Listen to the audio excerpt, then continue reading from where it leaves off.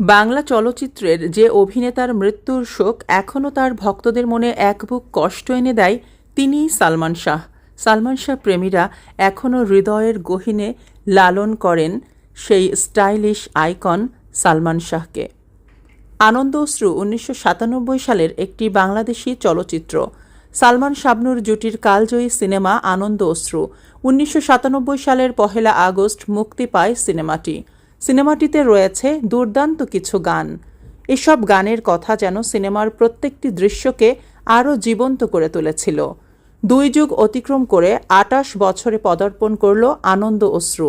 অমর নায়ক সালমান শাহ চলে গেলেও তার প্রত্যেকটি কাজ ভক্তদের হৃদয়ে গেঁথে আছে। আনন্দ অশ্রু সিনেমাটিও এই প্রয়াত নায়ককে মনে করিয়ে দেওয়ার জন্যই যথেষ্ট। শিবলি সাদিকের পরিচালনায় সালমান শাহ, শাবনূর, কাঞ্চি, ডলি জহুর, হুমায়ুন ফরিদি, সাদিক বাচ্চু তারা শ্রেষ্ঠাংশে অভিনয় করেছিলেন। সুরকার আহমেদ ইমতিয়াজ বুলবুল। ১৯৯৭ সালের ১ আগস্ট মুক্তিকাল।